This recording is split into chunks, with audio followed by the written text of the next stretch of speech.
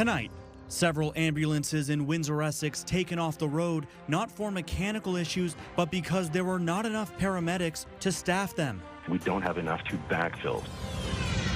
Canadians have a great sense of pride, and they're staying close to home. Fewer Canadians may be heading to the U.S., but in Windsor, cross-border routines are hard to break. And an extremely windy day across Essex County will tell you how long these gusty conditions are expected to continue.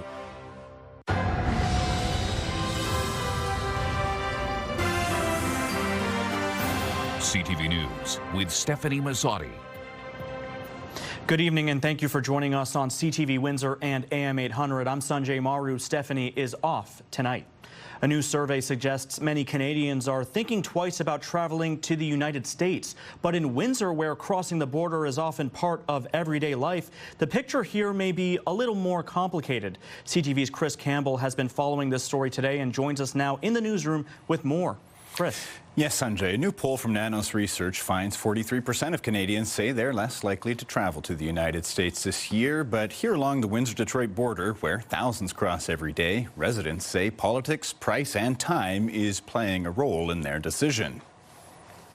A new poll from Nanos Research suggests the United States may be falling off the radar for some Canadians, with 43% saying they're less likely to travel across the border this year. We've stopped traveling stateside as soon as everything happened, as far as with the new administration and so on. For many Windsor residents, crossing the river to Detroit has long been routine, but some say they're now choosing to stay on the Canadian side. It's the 51st state comment, and I don't like how the country is being run. Just all the uncertainty in the world in general. Others say uncertainty is also keeping them closer to home. But I really have no desire to go over to the States. Until things change across the river here, it's, as far as the leadership and the comments, and we don't feel welcome. Not everyone is staying away. Some Windsor residents still cross the border regularly, especially for work. I love the States. I think it's great. Network engineer Jeremy Dorian would like to go to Kalahari with the kids for March break, but notes the price to play is not fun to pay. It's not going to stop me from going to the States just because of our dollar, but hopefully they can get along more. Officials at the tunnel say while cross-border travel overall has declined for more than a year, the tunnel itself has seen relatively stable traffic. Overall, for the 13th month in a row, there are less Canadians going to visit the United States. But here at the tunnel, we've actually maintained really close to our, I'll say, our pre-January 2025 numbers. I think we know what that's alluding to. CEO Tal Chudner says commuters and sports fans continue to use the crossing regularly, even as discretionary travel drops. Meanwhile, tourism officials who have long considered Windsor a two-nation destination say the trend is being seen across the country. Canadians have a great sense of pride, and they're staying close to home, and they're realizing that what they want to do is support Canadians. Gordon Orr says while spontaneous trips across the border may be declining, the region's cross-border ties remain strong. And with March break beginning this weekend, tourism officials hope families will choose to explore attractions closer to home. Incidentally, Sanjay, that Nanos poll says 38% of Canadians say they generally don't vacation in the United States anyways. And I'm sure this is data we'll be following closely in the months and years ahead. CTV's Chris Campbell reporting for us in studio tonight. And this takes us to our question of the day. Do you still travel to the U.S.? Go to our website to cast your vote, ctvnewswindsor.ca. Yesterday, we asked if you take measures to protect yourself from ticks. About 600 people answering this question. 52% of them say yes, they do. A number of ambulances in Windsor, Essex were parked yesterday because there were not enough paramedics to staff them. The head of the union representing EMS workers says taking ambulances off the road is not a new problem, but Thursday was worse than usual. QP 2974 President James Jovanovich says when fewer ambulances are available to respond to 911 calls, it can increase wait times for emergencies. He adds paramedics across Ontario are leaving the profession faster than they are entering it. He says Essex Windsor EMS needs about 50 more paramedics just to maintain the current level of service. We have an increasing population. We have an aging population. We know that we need to expand our service, if anything. But as far as just to give our current paramedics the proper time off, the proper rest and recovery time. We don't have enough to backfill. About 320 Essex-Windsor EMS paramedics voted 100% in favor of strike action in mid-February. Key concerns include recruitment, retention, wages, and burnout. The union will meet with the Ontario Labour Relations Board in mid-April to discuss what strike action could look like under their essential services agreement. The County of Essex has previously said it does remain committed to reaching a fair and fiscally responsible agreement. A Windsor man has been convicted of illegal weapon possession, even though he did not have them in his hands when he was arrested by police. Joining me tonight with the details is our Michelle Molesky. Michelle. Sanjay, these charges all stem from about 2 years ago after surveillance video captured 30-year-old Daniel Garreau bring 2 illegal firearms into 2 separate units of a notorious downtown Windsor apartment building. A Windsor judge has convicted 30-year-old Daniel Garreau of 4 illegal weapon offenses. This was a very strong, if not overwhelming, case for the Crown. Justice Mikolaj Bazilko concluded Friday. The offenses happened at 333 Glengarry Avenue, also known as Wheelton Manor, in May of 2024. Surveillance video captured Garreau bring a sawed-off shotgun with the serial number scratched off into a unit on the 6th floor. He was also observed delivering an illegal rifle to a different unit also on the same floor.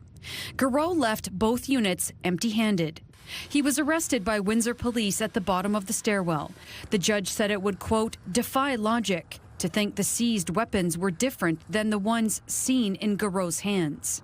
According to the criminal code, possession applies, whether they are in a place that belongs to or is occupied by the accused.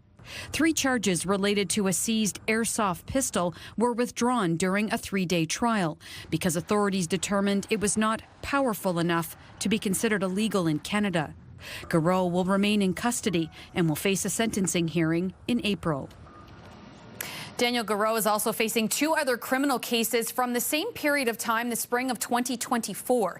He's in the middle of a trial on allegations of abduction and torture, and Garreau is one of the co-accused charged with murder in the death of Dalton Bartnick. That matter won't be before the court until later this year or early next year. None of those allegations, Sanjay, have been proven in court. And I'm sure that second case you just mentioned, something we'll be following very closely as well. Yeah, definitely. I think we will try to see these as they move through the courts over the next year, 2 years, depending. So. All right. Thank you. CTV's Michelle Molesky reporting in studio for us tonight. You're welcome. Windsor police have arrested 1 suspect and seized more than $338,000 worth of drugs and cash in a targeted investigation.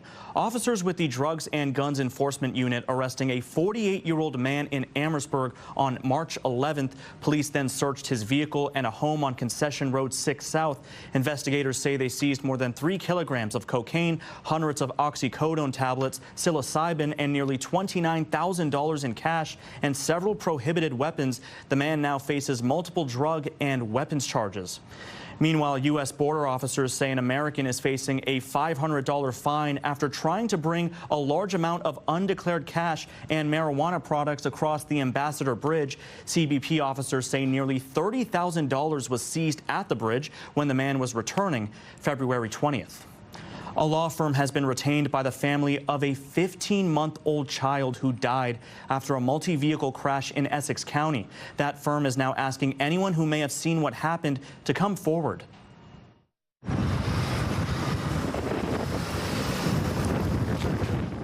The collision happened March 9th at the intersection of Highway 3 and County Road 31, this near the Kingsville-Leamington border. The family's lawyer, Joanna Sweet of Greg Monforton and Partners, says 15-month-old Hudson Martignano and his mother were in an SUV that was struck from behind, pushing the vehicle into the intersection when it was struck. Both were taken to hospital with serious injuries, but the toddler did not survive. The family's lawyer says the investigation is still in its early stages, and they are asking anyone with information or video from the area to contact their office. The Martignano family is also thanking the community for its support while asking for privacy as they grieve. Well, if you were outside at any point today, you likely found yourself in the middle of some very strong winds as we head into the weekend.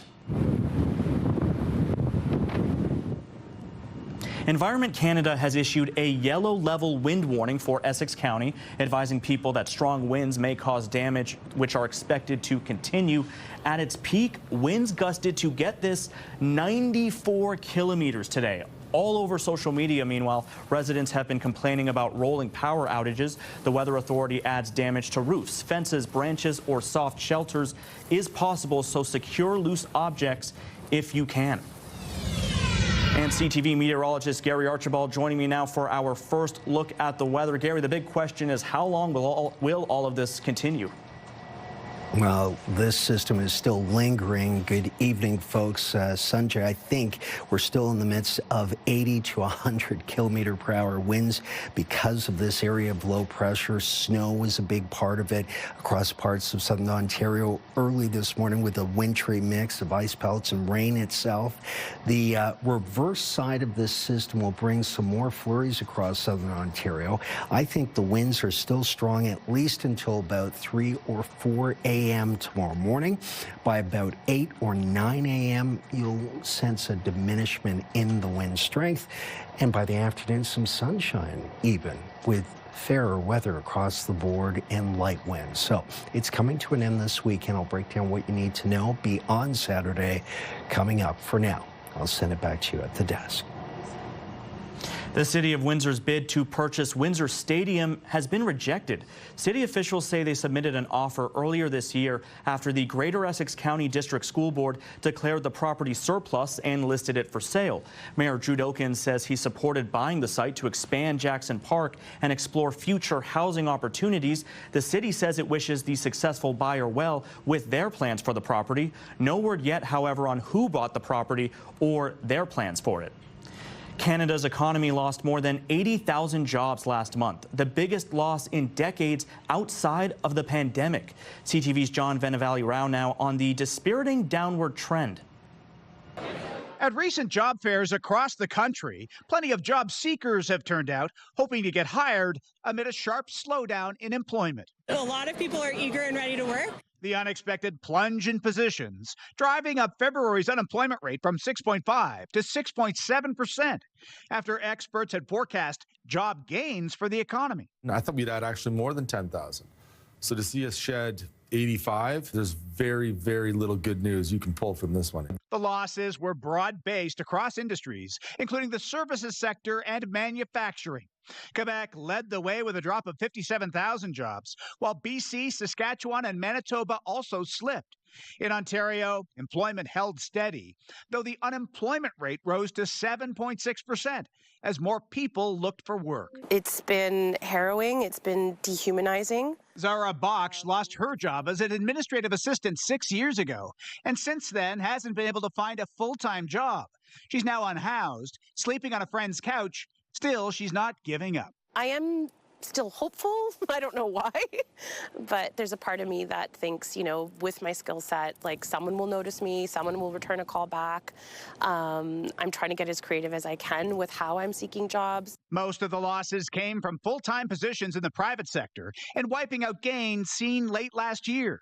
The harsh winter weather in part being blamed, along with trade uncertainty with the U.S. and the softening housing market. I don't believe we're in a recession, but clearly the economy is struggling out of the gate in 2026. And some worry the fallout from the fighting in the Middle East could further impact the economy. Still, despite the job losses, the national unemployment rate is actually roughly where it was a year ago, and hourly wages, they're actually up 3.9% year over year. John Venevali-Rao, CTV News, Toronto. Affordability issues are not just affecting families and homeowners. Post-secondary students are feeling the squeeze too and turning to the campus pantry for support. Fortunately, I'm lucky to have my parents support me and all that, but if you weren't as lucky and you didn't have that support, it's a lot, Ron, especially when you have all the other stresses. 280 students visit the University of Windsor pantry every month, and that number rises as more find out about it. The pantry is located on the second floor of the CAW Student Center. Mark Heese is at the Total Lancer Center this weekend for the U Sports National Championships. He says he was surprised to hear that students who are the same age as his son, who is a starter for the Windsor Lancers, are experiencing food insecurity. Through his company, Volleyball United, he hopes to raise money this weekend to help out the pantry.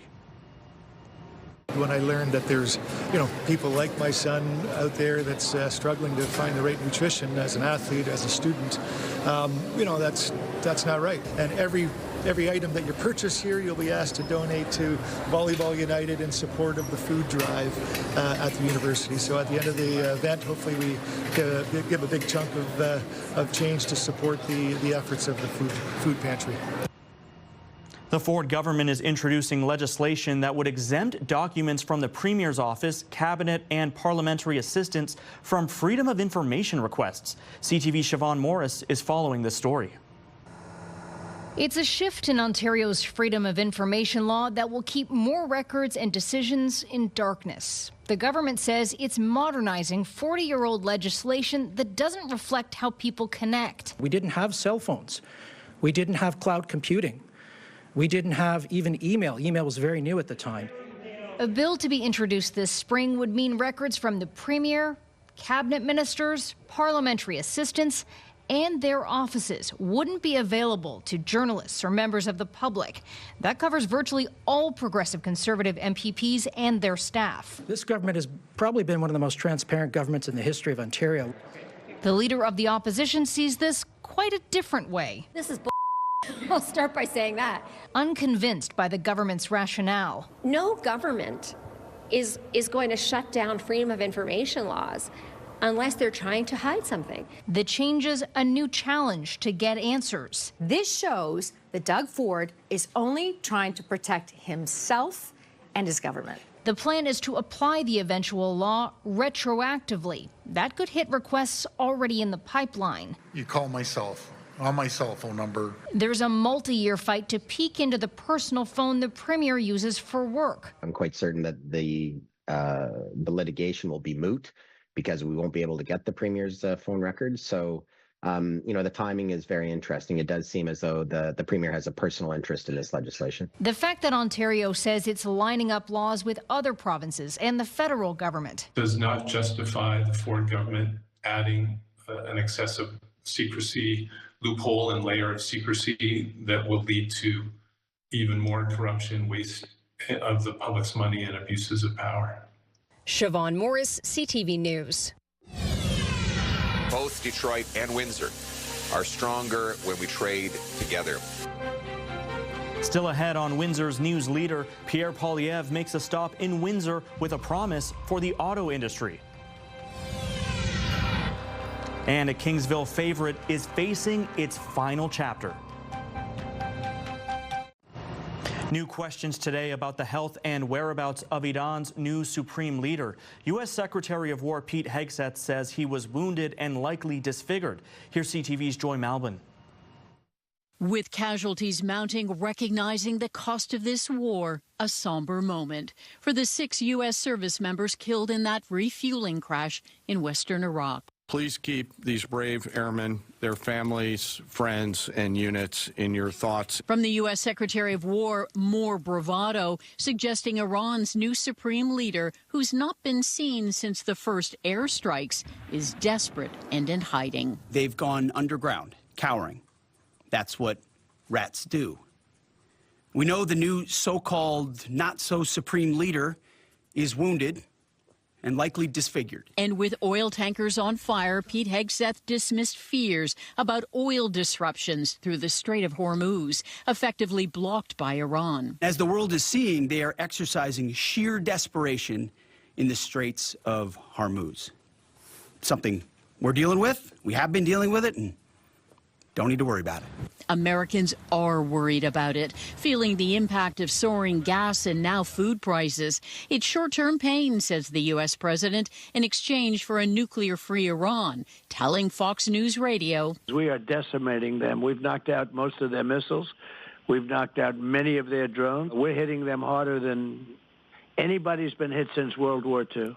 And with shifting timelines and declarations of victory already, the president gave another benchmark when he'll know the war is over. When it's over, this is going to bounce right back so fast. When are you going to know when it's over? When I feel it in my bones. The president insists on unconditional surrender from Iran in a war that has taken thousands of lives already and cost the U.S. more than $11 billion in just the first 6 days. Joy Malbin, CTV News, Washington. And speaking of cost, as the conflict in Iran continues to rage, fuel costs continue to rise. And while Canadians are feeling the pinch at the pump, the effects could soon be felt in other areas. Gas analyst Dan McTagg says gas is up 25 cents a litre net right across the world. And here in Windsor, Essex, prices are expected to jump again tonight. They climbed 6 cents this morning and are expected to go up another 7 cents a litre overnight.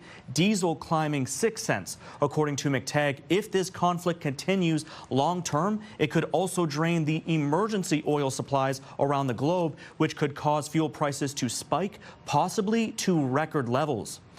Conservative leader Pierre Poilievre stopping in Windsor today as he travels to meet with auto industry executives in the U.S. to, quote, fight for tariff-free automobile trade.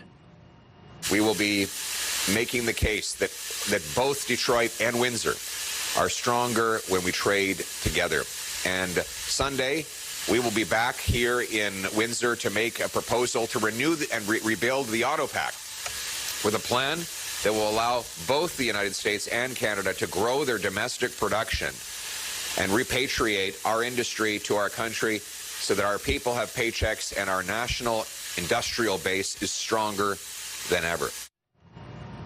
Poilievre says 84,000 Canadians lost their jobs last month, citing that report from Statistics Canada data released today for February. Questions are being raised about the practice of paid plasma donations in Canada after 2 people in Winnipeg died. Now health advocates are calling for a ban on the practice in Manitoba. CTV's Alex Carpa has more. 22-year-old Rodiat Alabede was a Nigerian student studying in Winnipeg. A GoFundMe page identifies her as one of 2 people who died after donating plasma at 2 collection centers in the city.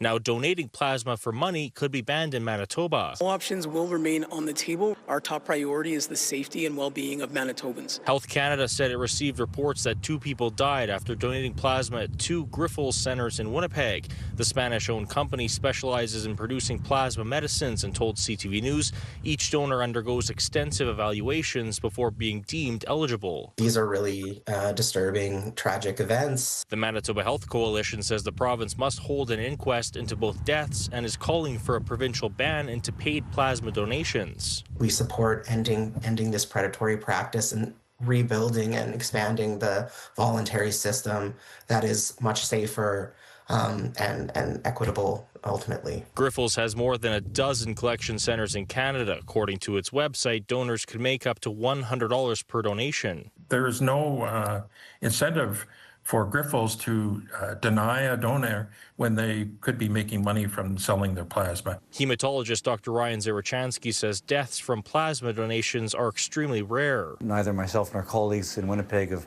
heard of this complication, and so it really does evoke a sense of concern that we'll have to understand. Manitoba's health minister said the province is not ruling out ending payment for plasma here in Manitoba, but said they are waiting for a review from Health Canada. Alex Carper, CTV News, Winnipeg. A community staple in Kingsville is closing their doors permanently. Cindy's has announced it will shut down March 29th after more than 3 decades in the community. In a social media post, the company says rising costs, changing consumer spending, and ongoing economic uncertainty are making it impossible to continue operating. The store first opened in 1989. That's 37 years ago, and says it's proud to have made it through the pandemic. A clearance sale on merchandise and seasonal decor is now underway. Gift cards will be honored while the store remains open.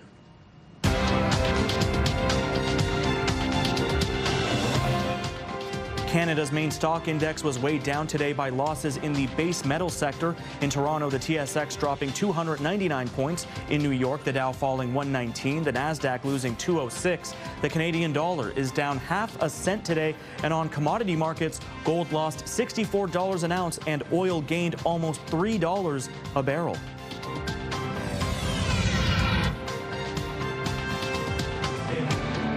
News weather snapshot. Thanks to Michael Bain for this image. If you've got a great image, think weather, look up, around, and shoot it horizontally on your camera from your phone. Send it to us. Text it to 10400. We'll talk windy weather next on CTV News Windsor. Discussion here at Windsor City Hall. Windsor's top stories. A major project is about to get underway. Breaking news alerts. Severe weather is a possibility. And watch live. Good evening, and thank you for joining us. Download the CTV News app.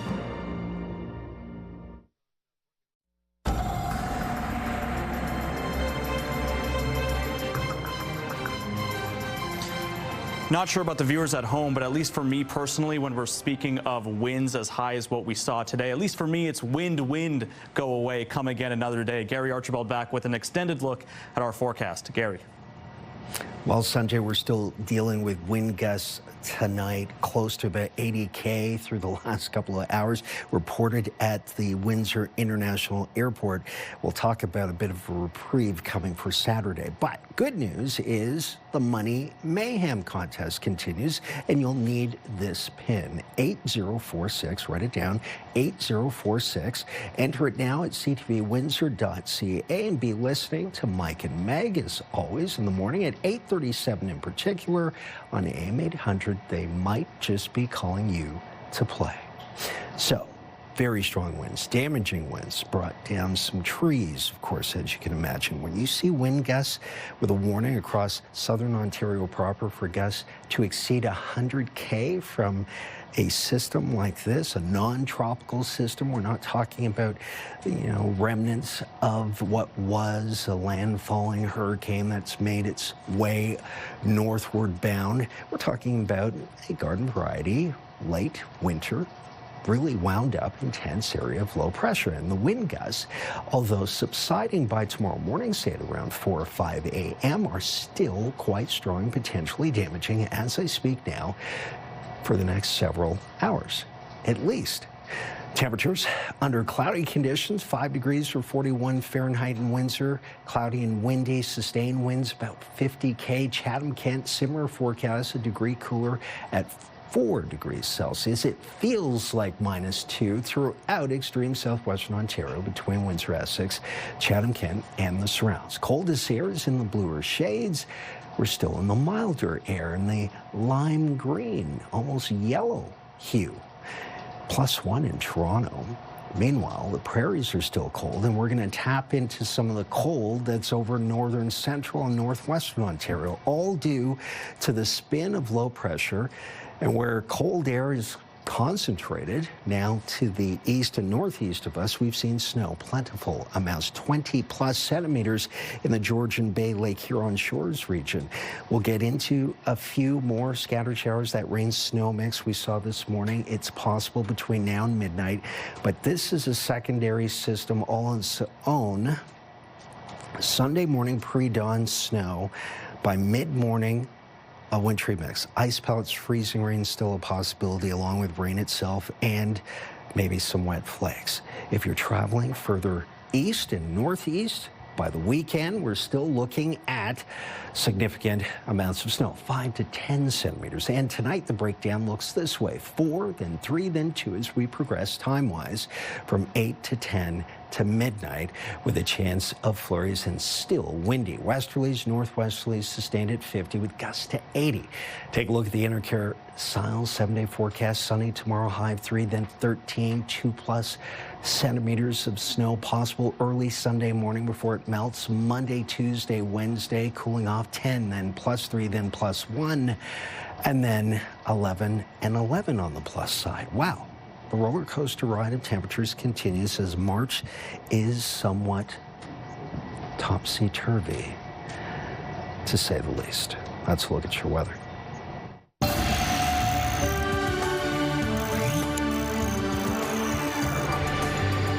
Chatham-Kent Public Health is warning clients of a Chatham nail salon to get checked out after officials say proper disinfection practices were not followed. The health unit says services provided at Microfleek on Queen Street between December of 2024 to early this month may have exposed clients to potential infections, including hepatitis, HIV, or bacterial and fungal illnesses. Anyone who received services there during this time is being urged to contact their healthcare provider or visit a walk-in clinic.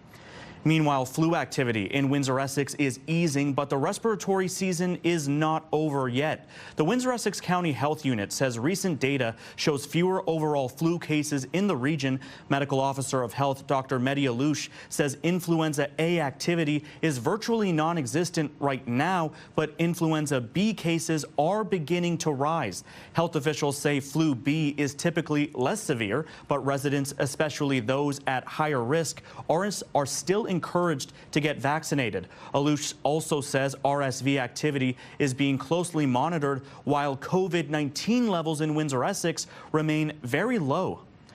The Registered Disability Savings Plan, or RDSP, is a long-term savings plan designed to help those with disabilities save for the future. It was created in 2008, considered generous, one of the first plans of its kind in the world. But as CTV's Pat Foran explains, some families say it needs improvements. This is Sebastian. Say hi, Sebastian. Sebastian Correa of Toronto is 14 years old. He was born with a heart defect and had a heart transplant as a baby. His mother, Sandra Martinez, says while he's a happy boy, he faces many medical challenges. Transplanted heart, the fact that he can't eat by mouth, the fact that he doesn't speak, the fact that he has autism. Martinez says it was suggested they open a registered disability savings plan, an RDSP, for Sebastian so he would have money when he was older. They believe they could make withdrawals from the plan after 30 years, but recently found out they'd have to wait much longer.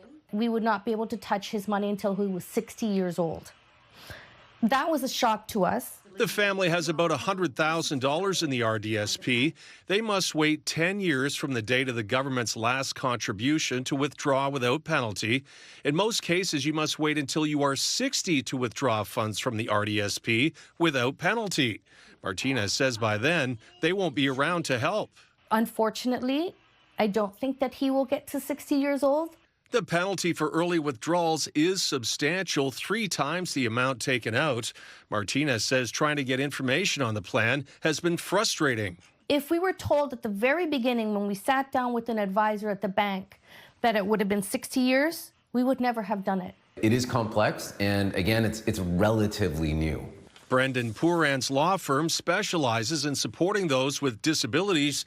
He says while the goal of the RDSP is to promote long-term savings, he believes changes to the plan could benefit many families. There are some creative solutions that the government could potentially consider when it comes to allowing people to access their funds. Martinez says changes are needed.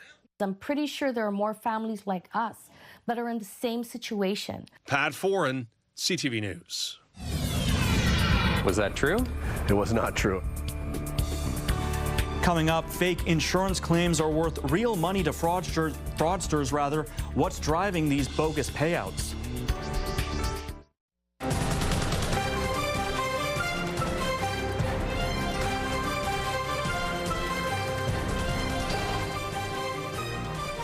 Staging crashes for profit. It's the focus of a W5 investigation where a surge in these crimes has led to huge payouts for criminals. As CTV's John Woodward reports, insurance companies are now asking for ways to put an end to the payouts. This vehicle is being unloaded in an insurance facility near Toronto. Part of a group of cars that were damaged in crashes and are write-offs destined for scrap. But before they get destroyed, they've got to be examined for evidence, because police suspected the stories behind these crashes were lies. We had an officer that noticed it. Detective David Jasiak is with Durham Regional Police's Serious Financial Crimes Unit.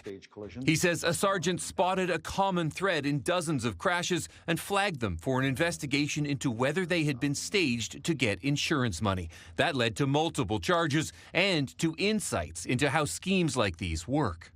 They will purchase this vehicle cheap. Sometimes the vehicles are already smashed up. What kind of money are we talking about here? I had a case where a payout was $40,000. $40,000 on just one car. A set of videos obtained from multiple cameras in this car in the spring of 2025 shows how this can work from all angles. A car edges into the intersection of a country road and then waits. Another car approaches and then a crash.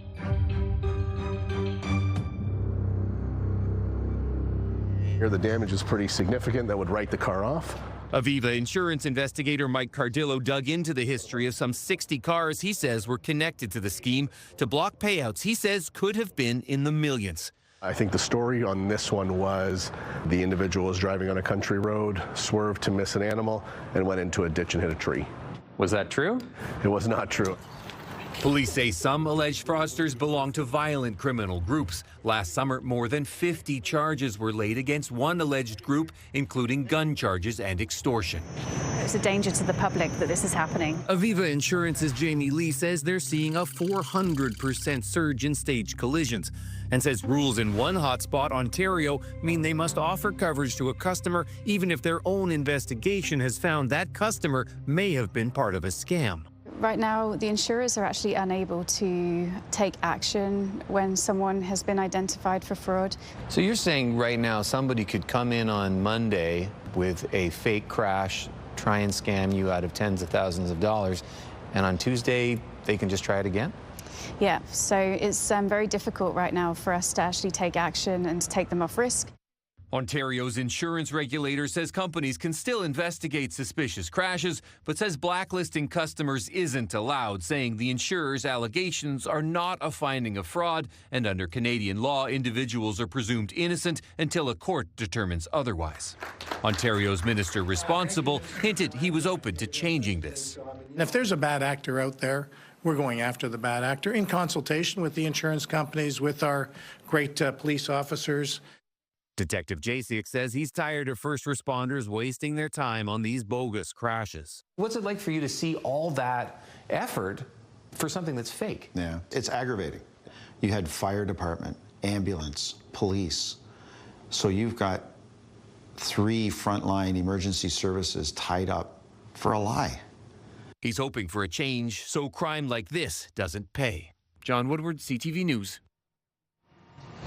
Everyone loves a parade except if you're a swan. The city of Stratford is canceling its annual swan parade, citing the welfare of the birds. As CTV's Jeff Pickle reports, in recent years the parade has drawn large crowds. A big crowd for a short walk.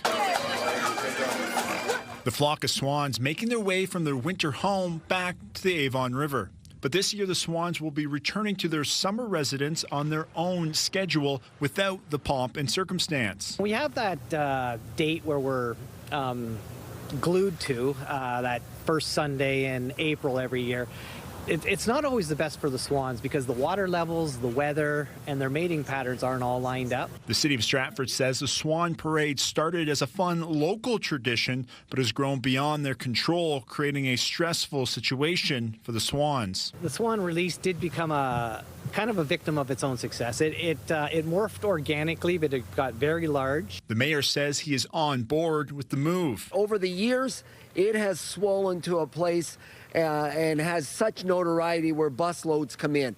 And then we start talking about, is this for the swans or is this for the visitors? In the last few years, the parade has drawn hundreds of spectators, but even the local tourism board is flying in formation on this decision. I love to see things that bring people downtown, but not at the expense of the health of our swans. This year, the swans will be released on their own schedule and not all at once. The first birds are expected back in the Avon in late March or early April. Jeff Pickle, CTV News, Stratford. This is your CTV Windsor Our Community Calendar. Step back in time to the Roaring 20s and join us for the Great Gatsby Gala, a glamorous evening celebrating 100 years of caring at the Windsor-Essex County Humane Society. See you next time on Our Community.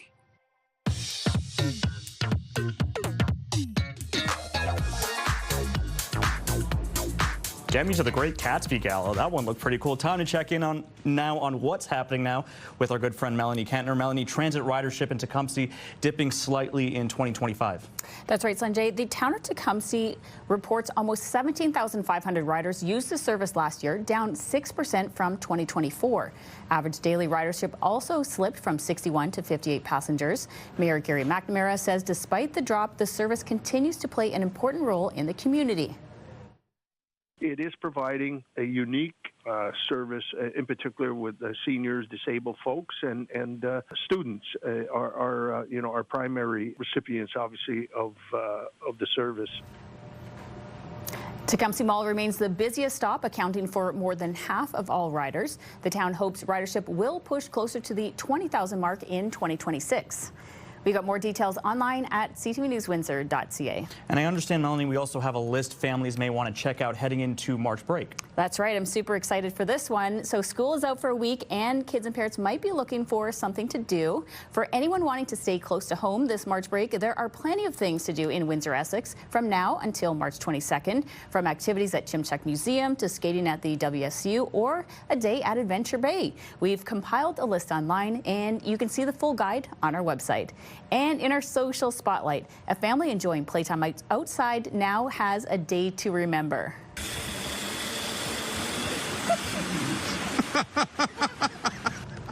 Oh no, Kate Hardman was helping her daughter go down their backyard zip line when her pants fell down. Even though she was mid-moon and laughing uncontrollably, she didn't let go of her little ones, Sanjay. But at least there, I mean, from the angle, like with her pants dropping, I mean, the kid doesn't see it. No. So, because I feel like once your kid sees you in that embarrassing of a moment, it's over for you. They'll never let you forget it, especially when they're teenagers. Well, so remind us once again how viewers can submit a video much like this for our trending segment. Yeah, they can email us at newsnow@bellmedia.ca or text it to 10400. Hidden phones, secret USBs, but one canine can sniff them out. When we return, meet Piper, the electronics detection dog, helping to uncover evidence.